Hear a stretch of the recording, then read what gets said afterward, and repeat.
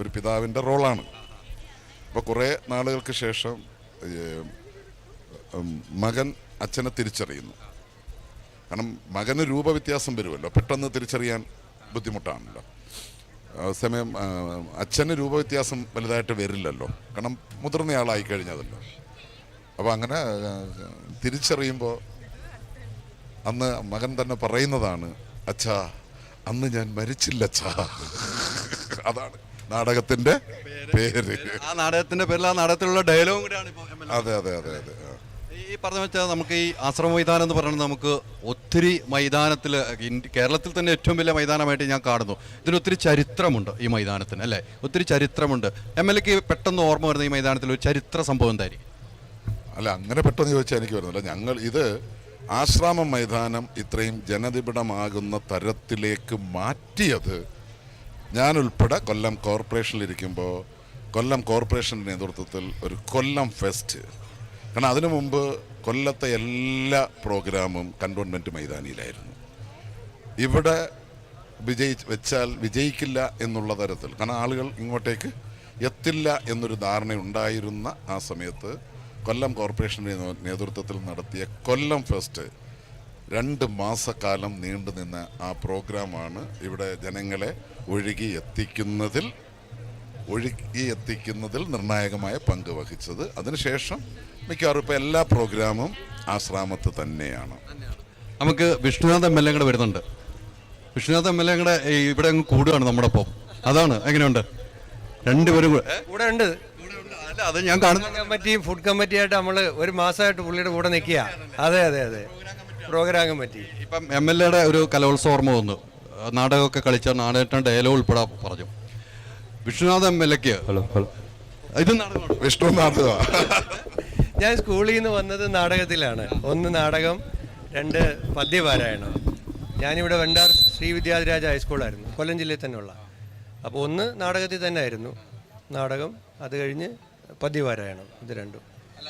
ഷമീർ, അതിനകത്തുള്ള വേറെ പോയിന്റ് എന്താണെന്നറിയോ? ഇപ്പം MLA ഇത് പറയുന്നുണ്ടെങ്കിലും MLA നല്ല പാട്ടുകാരനും കൂടെയാണ്. അത് MLA ഒരു പാട്ട് ഇവിടെ പാടും നമ്മുടെ പ്രേക്ഷകർക്ക് വേണ്ടി. ഈ നൗഷാദ് MLAയുടെ മുമ്പ് വെച്ചൊരു പാട്ട് പാടും. മൈക്കൊന്ന് കൊടുത്തു. പഴയൊരു പാട്ട് പാടും. നമ്മുടെ പ്രഭാവർമ്മ സാർ എഴുതിയ പാട്ടാണ്, ശരത്തിന്റെ സിനിമയില്. ഒരു ചെമ്പനീർ പൂവിരുത്ത് ഞാനോമലേ, ഒരു വേള നിന്നേർക്കു നീട്ടിയില്ല. ഒരു ചെമ്പനീർ പൂവിരുത്ത് ഞാനോമലേ, ഒരു വേള നിന്നേർക്കു നീട്ടിയില്ല. എങ്കിലും എങ്ങനെ നീ അറിഞ്ഞു എൻ്റെ ചെമ്പനീർ പൂക്കുന്നതായി, നിനക്കായി സുഗന്ധം പരത്തുന്നതായി, നിനക്കായി. പറയൂ നീ പറയൂ, പറയൂ നീ പറയൂ. ഒരു ചെമ്പനീർ പൂവിരുത്ത് ഞാനോമലേ, ഒരു വേള നിന്നേർക്കു നീട്ടിയില്ല. കമ്മിറ്റിയുടെ ഉദ്ഘാടന ചടങ്ങിൽ MLA പാടി. അതല്ലേ? അല്ല, എന്ത് മനോഹരമായിട്ടാണ് പാടുന്നത്, അല്ലേ? അല്ല, ഗായകനാണെന്ന് നേരത്തെ പറഞ്ഞല്ലോ.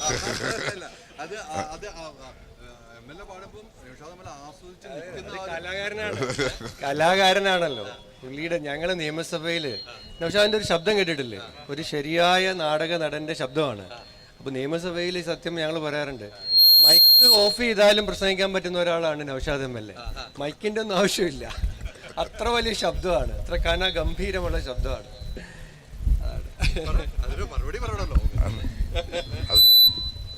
നമ്മളെ ഒരു അഭിനന്ദനം അറിയിക്കുമ്പോഴേ അത് കണ്ട് അത് കേട്ട് ആസ്വദിച്ചോണ്ട് നിന്നതാണ്. ഇത്ര ഒരു വേദിയിൽ വെച്ച് വരും. നമുക്ക് ഇതിനകത്ത് കാണുന്നത് 2 രാഷ്ട്രീയ ധ്രുവത്തിൽ നിൽക്കുന്നവർ. കലയെ സ്നേഹിക്കുകയാണ് നിങ്ങൾ രണ്ടുപേരും. കലയിൽ രാഷ്ട്രീയമില്ല, മതമില്ല, ഒന്നുമില്ല എന്നൊരു തെളിവാണ് ഈ കലോത്സവം എന്ന് പറയുന്നത്. അത് കൃത്യമായ ഒരു പോയിന്റ് അല്ലേ? കൊല്ലം ഇന്നലെ തന്നെ ഇപ്പോൾ ഇവിടെ ട്രോഫി വന്നപ്പോൾ തന്നെ കൊല്ലത്തിൻ്റെ ഒരു ജനകീയ മേളയായിട്ട് ഈ യുവജനോത്സവം മാറിക്കഴിഞ്ഞു. നാട്ടുകാരുടെയൊക്കെ വലിയ പങ്കാളിത്തമാണ്. അപ്പോൾ കല എന്ന് പറഞ്ഞതിനകത്ത് യാതൊരു രാഷ്ട്രീയവും ഇല്ല, കലയ്ക്ക് മതമില്ല, കലയ്ക്ക് സാധാരണക്കാരനെന്നോ സമ്പന്നനെന്നോ ഉള്ള വ്യത്യാസമില്ല. അപ്പോൾ അതാണ് കല എന്നതിൻ്റെ ഒരു പ്രത്യേകത. അപ്പോൾ കല എല്ലാത്തിനെയും ഒന്നിപ്പിക്കുന്നതാണ്, കല എല്ലാത്തിനെയും ഒരുമിപ്പിക്കുന്നതാണ്, എല്ലാ മതിലുകളെയും ഇല്ലാതാക്കുന്നതാണ്. അപ്പോൾ ആ ഒരുമയാണ് ഈ കലോത്സവ വേദിയിൽ നിൽക്കുമ്പോൾ നമുക്ക് കാണാൻ കഴിയുന്നത്. ഈ നൗഷാദ് എം.എൽ.എ നേരത്തെ പറഞ്ഞതുപോലെ ഇദ്ദേഹം യൂത്ത് ഫെസ്റ്റിവലിൽ പങ്കെടുത്തിട്ടുണ്ട്, നാടക നടനാണ്. നാടകത്തിൻ്റെ പേരൊന്നും കൂടെ വിഷ്ണു എം.എൽ.എ കേട്ടിട്ടില്ല, നാടകത്തിൻ്റെ പേരൊന്ന് കേട്ടു വയ്ക്കണം. ഞാൻ വിഷ്ണുവായിട്ടുള്ള ചാനലിൽ ഒരുമിച്ചുണ്ടായിരുന്നു, അത് വിഷ്ണു കേട്ട് കഴിഞ്ഞു. അത് ഉറപ്പല്ല പുറത്ത് കാണത്തില്ല, ഒരു തവണ കേട്ടതേ അച്ഛൻ അല്ല, അന്ന് ഞാൻ മരിച്ചില്ല എന്നുള്ളതാണ്. അന്ന് ഞാൻ മരിക്കാത്തതുകൊണ്ടാണ് ഇപ്പൊ MLA ആയിട്ട് നിൽക്കുന്നത്. അതാണ് എന്റെ കൃത്യമായ പോയിന്റ്.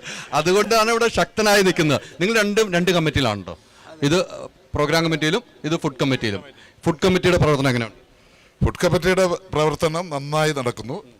ഇവിടെ 2 കമ്മിറ്റികൾ അങ്ങനില്ല. ഇവിടത്തെ സംബന്ധിച്ച് ഒരു ടീമാണ്, പരസ്പരം അങ്ങോട്ടും ഇങ്ങോട്ടും നടത്താൻ പറ്റത്തില്ല. പരസ്പരം അങ്ങോട്ടും ഇങ്ങോട്ടും സഹായിച്ചും സഹകരിച്ചും. ഇപ്പോൾ ഫുഡ് കമ്മിറ്റിയുടെ അവരുടെ ആവശ്യങ്ങൾ നമ്മളെ ശ്രദ്ധയിൽപ്പെടുത്താറുണ്ട്, നമ്മളത് ഇടപെട്ട് പരിഹരിച്ചു കൊടുക്കാറുണ്ട്. തിരിച്ച് പ്രോഗ്രാം കമ്മിറ്റിയുടെ ചില കാര്യങ്ങൾ ഫുഡ് കമ്മിറ്റിയുടെ ശ്രദ്ധയിൽപ്പെടുത്തും. ആ ശ്രദ്ധയിൽപ്പെടുത്തുമ്പോൾ അത് ഇടപെട്ട് പരിഹരിക്കുക. എല്ലാ കമ്മിറ്റികളും 20 കമ്മിറ്റികളുണ്ട്. 20 കമ്മിറ്റികളും വ്യത്യസ്ത സംഘടനകളാണ്, പക്ഷേ ഇവിടെ എല്ലാവരും ഒന്നാണ്. അതാണ് ഈ മേളയുടെ ഏറ്റവും വലിയ പ്രത്യേകത. ബഹുമാനപ്പെട്ട മന്ത്രി നേരിട്ട് ദിവസങ്ങളോളം ഇവിടെ ക്യാമ്പ് ചെയ്ത് എല്ലാവരും ഒരുമിച്ച് കൂടുമ്പോൾ കലോത്സവവുമായി ബന്ധപ്പെട്ടിട്ടുള്ള പോരാക്കുറവുകൾ അതെങ്ങനെ പരിഹരിക്കാം, അതിൽ ആരൊക്കെ ഇടപെടണം, ഇങ്ങനെയുള്ള ചർച്ചകളെ ഇപ്പം ഇവിടെ ഉള്ളൂ. അത് മാറ്റണ്ടേ? എന്നോട് രാഷ്ട്രീയം വേണ്ട എന്ന് പറഞ്ഞതാണെന്ന് എനിക്ക് മനസ്സിലായല്ലേ, അതാണ് പറഞ്ഞത്. അത് മാറ്റണ്ട എന്ന് കൃത്യമായിട്ട് എനിക്ക് മനസ്സിലായി. 14,000 കുട്ടികൾ പാർട്ടിസിപ്പൻസ്, അവരുടെ എസ്കോർട്ടിംഗ് ടീച്ചേഴ്സ്, അവരുടെ പേരൻസ്, റിപ്പോർട്ട് ചെയ്യാൻ വരുന്ന 800